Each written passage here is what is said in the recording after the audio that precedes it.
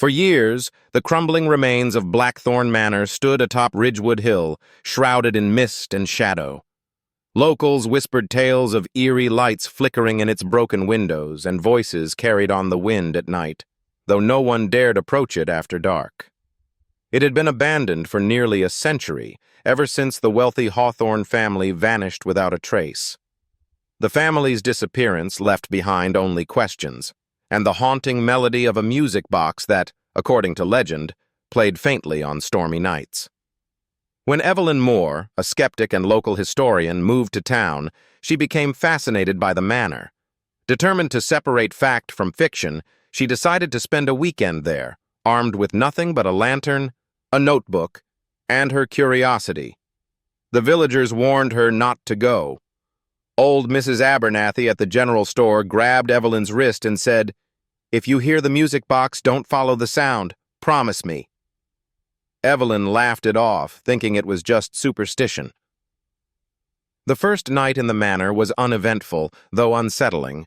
The floors creaked beneath her boots, and the scent of mildew hung in the air.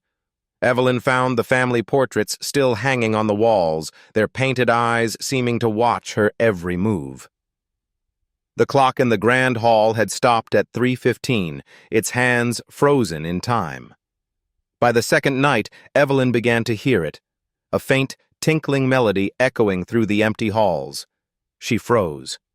The music box. It was real.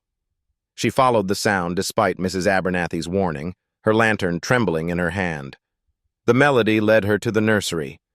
Dust blanketed the room, but the faint scent of lavender lingered.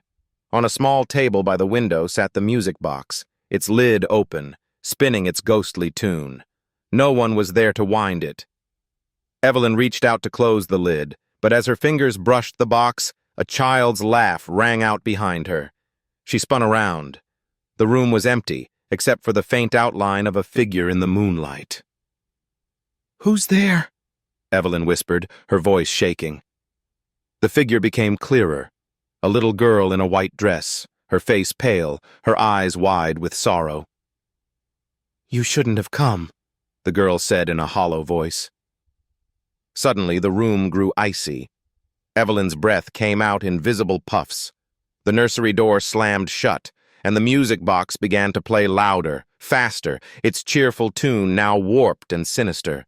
As Evelyn tried to flee, the walls seemed to close in, and the girl's voice echoed around her. "You're part of it now.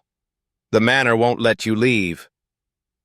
Evelyn never returned to the village, but on stormy nights the villagers swore they could hear her cries mixed with the eerie melody of the music box, forever trapped within Blackthorn Manor.